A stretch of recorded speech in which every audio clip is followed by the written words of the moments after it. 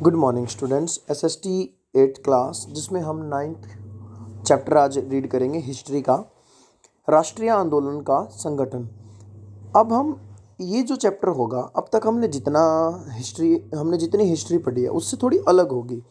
यहाँ हम हमारे देश के बारे में पढ़ेंगे कि किस तरह से हमारे देश में जो अंग्रेज़ों का शासन था उसको ख़त्म करने के लिए एक विचारधारा, अलग अलग लोगों ने प्रयत्न किए, आंदोलन चलाए, उनके बारे में हम कुछ पढ़ेंगे यहाँ पर। ठीक है। और देखो हेडिंग क्या है, 1870 के दशक से 1947 तक, 1857 की क्रांति तक का हम पढ़ के आ चुके हैं अब तक। ठीक है। अब उसके बाद क्या है वो थोड़ा थोड़ा इस चैप्टर में जानने का मतलब जानेंगे हम कि क्या क्या घटनाएं घटी। तो चलिए शुरुआत करते हैं। पिछले अध्यायों में हम निम्नलिखित अध्ययन कर चुके हैं। क्या क्या अध्ययन कर चुके हैं? पहला, भूमि भू क्षेत्र पर अंग्रेजों का कब्जा और रियासतों का अधिग्रहण। जितनी भी रियासतें थी, देशी रियासतें, जो छोटे छोटे राजाएं थे, उन सभी पर अंग्रेजों ने कब्जा कर लिया। नए कानून और प्रशासकीय संस्थाओं की शुरुआत कर दी। किसानों और आदिवासियों की जिंदगी में बदलाव हो गया। 19वीं सदी में आए शैक्षणिक बदलाव। ठीक है। महिलाओं की स्थिति से संबंधित वाद विवाद भी हमने अभी पढ़े हैं, जाति से संबंधित भी पढ़े हैं, और सामाजिक और धार्मिक सुधार भी पढ़े। 1857 की क्रांति जो थी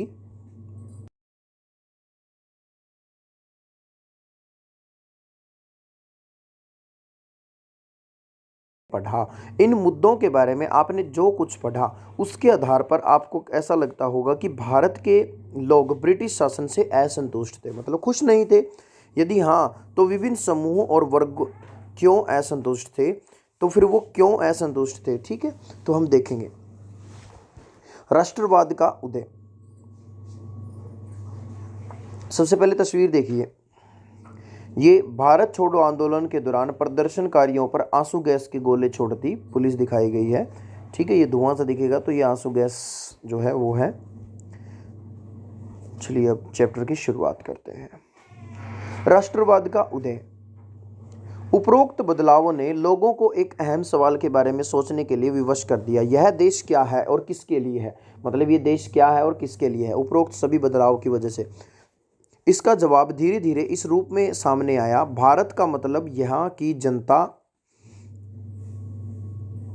जनता, भारत यहाँ रहने वाले किसी भी वर्ग, रंग, जाति, पंथ, भाषा या जेंडर वाले तमाम लोगों का घर है। मतलब भारत जो है वो एक ऐसी जगह है जो यहाँ के सभी लोगों का घर है, यहीं पर रहने वाले, चाहे वो किसी भी जाति का हो, धर्म का हो, लिंग का हो, किसी भी पंथ मतलब धर्म, ठीक है, भाषा या किसी जेंडर का हो। यह देश और इसके सारे संसाधन और इसकी सारी व्यवस्था उन सभी के लिए है। इस जवाब के साथ ये एहसास भी सामने आया कि अंग्रेज भारत के संसाधनों व यहाँ के लोगों की ज़िंदगी पर कब्जा जमाए हुए हैं, और जब तक यह नियंत्रण खत्म नहीं होता, भारत यहाँ के लोगों का, भारतीयों का नहीं हो सकता। मतलब ये जो देश है तो हमारा, लेकिन इस पर कब्जा कोई और करके बैठा है। जब तक उनको यहाँ से नहीं हटाया जाता तब तक ये देश हमें नहीं मिलेगा।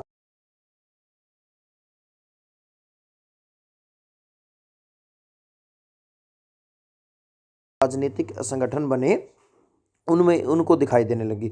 1870 और 80 के दशकों में बने राजनीतिक संगठनों में यह चेतना और गहरी हो चुकी। फिर जैसे जैसे राजनीतिक संगठन बनने लगे, उनमें ये बात और ज़्यादा गहरी होती जाई, मतलब वो और ज़्यादा इसके ऊपर चिंतित होते गए। इनमें से ज़्यादातर संगठनों की बागडोर वकील आदि अंग्रेजी शिक्षित पेशावरों के हाथों में थी।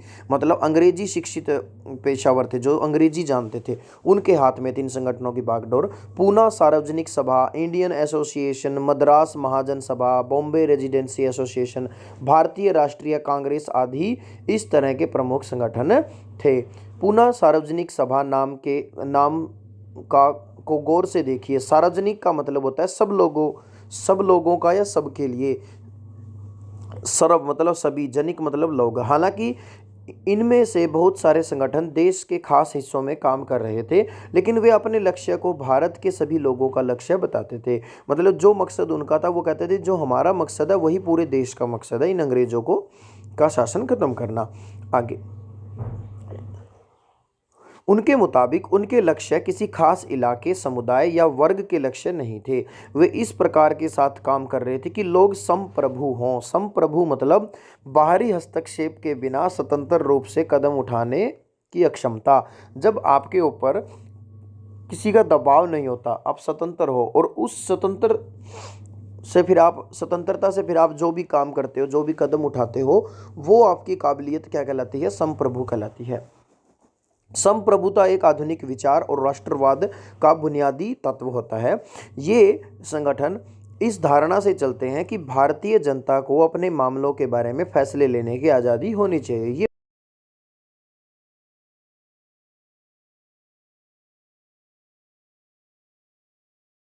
आर्म्स एक्ट पारित किया गया, जिसके जरिए अंडरलाइन कर लें, यहाँ से शुरू कर लें अंडरलाइन। 1878 में आर्म्स एक्ट पारित किया गया, जिसके जरिए भारतीयों द्वारा अपने पास हथियार रखने का अधिकार छीन लिया गया। बस यहाँ तक। उसके बाद उसी साल वर्नाक्यूलर प्रेस एक्ट भी पारित किया गया। ये वर्नाक्यूलर प्रेस एक्ट क्या होता है कि जो भी छापा जाएगा अखबार में, न्यूज़पेपर जो होते हैं, अखबार वगैरह और पत्रिकाओं में, जो भी छापा जाएगा वो सरकार के खिलाफ नहीं होना चाहिए। अगर सरकार को ऐसा लगा कि ये उनके खिलाफ छाप रखा है, तो वो उस अखबार वाले की जो मतलब वो जो अखबार है वो बंद करवा देगी। ठीक है, तो ऐसा होता था ये एक्ट। मतलब जो प्रेस होती है हमारी, प्रेस के ऊपर रोक लगा दी थी एक तरह से, या उसकी स्वतंत्रता छीन ली थी। पारित किया गया जिससे सरकार की आलोचना करने वालों को चुप कराया जा सके। मतलब जो सरकार की निंदा करेगा, उनकी कमियों को उजागर करेगा, उसको चुप करवाया जा सकता था इस एक्ट के तहत। इस कानून में प्रावधान था कि अगर किसी अखबार को कोई आपत्तिजनक चीज छपती है तो सरकार उसकी प्रिंटिंग प्रेस सहित सारी संपत्ति को जब्त कर सकती है। 1883 में सरकार ने इल्बर्ट बिल लागू करने का प्रयास किया। इसको लेकर काफ़ी हंगामा हुआ। इस विधेयक में प्रावधान था, अंडरलाइन कर इल्बर्ट बिल, और उसके बाद अंडरलाइन करना शुरू कर दें। इस विधेयक में प्रावधान किया गया था कि भारतीय न्यायाधीश भी ब्रिटिश या यूरोपीय व्यक्तियों पर मुकदमा चला सकते हैं, ताकि भारत में काम करने वाले अंग्रेज और भारतीय न्यायाधीशों के बीच समानता स्थापित की जा सके। अब देखो, ये जो था ना, ये अंग्रेजों द्वारा ही लागू किया जा रहा था, लेकिन अंग्रेजों ने इसका विरोध किया, जो अंग्रेजी अफसर थे, क्योंकि फिर उनके ऊपर दिक्कत आ जाती, क्योंकि ये उनके खिलाफ था। इसमें क्या था, इसमें ये बताया कि जो भारतीय न्यायाधीश हैं हमारे इंडियन, वो भी ब्रिटिश या यूरोपीय व्यक्ति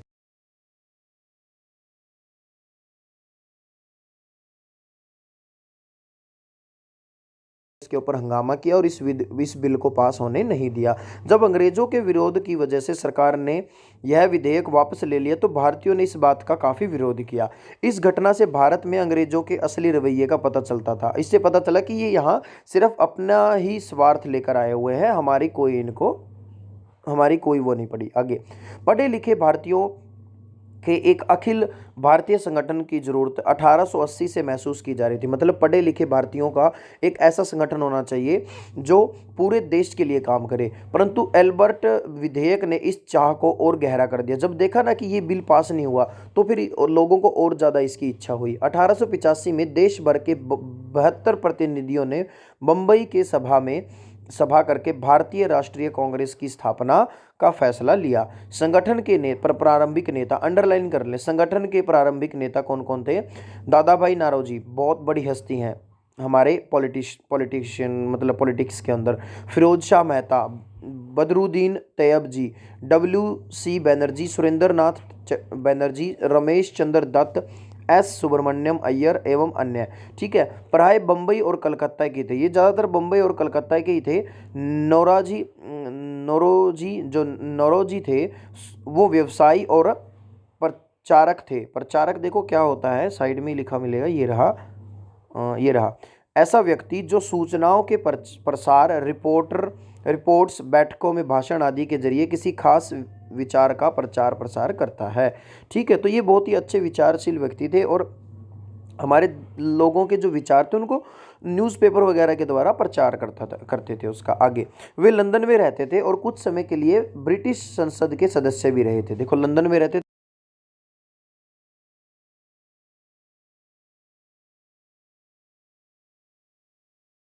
सेवानिवृत्त ब्रिटिश अफसर। ए ओ ह्यूम ने भी विभिन्न क्षेत्रों के भारतीयों को निकट लाने में अहम भूमिका निभाई। आगे देखिए, जनवरी, कांग्रेस किसके पक्ष में बोलने का प्रयास कर रही थी? स्रोत दे रखा है। जनवरी 1886 में द इंडियन मिरर नामक अखबार ने लिखा, बंबई में आयोजित प्रथम राष्ट्रीय कांग्रेस हमारे देश की भावी संसद का केंद्रक है और यह हमारे देशवासियों के लिए अकल्पनीय रूप से लाभकारी परिणामों को जन्म देगी।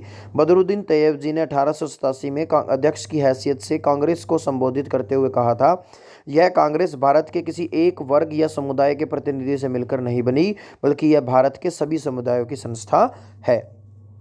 तो इस तरह से बेटा राष्ट्रवाद का जो है उदय होने लग रहा है। इसमें कई चीज़ें आएंगी, उभरता हुआ राष्ट्र, फिर उसके बाद स्वतंत्रता हमारा जन्मसिद्ध अधिकार, तो ये सारा जो है हम इसमें पढ़ने वाले हैं। उसके बाद इस टॉपिक के अंदर ये 2 ही टॉपिक और हैं, तो ये आपको नेक्स्ट टाइम करवाए जाएंगे। आप आज सिर्फ आपको थोड़ा सा इंट्रोडक्शन ही करना है, यहाँ तक रीडिंग करें और सिर्फ रीडिंग का ही वर्क करना आज बेटा।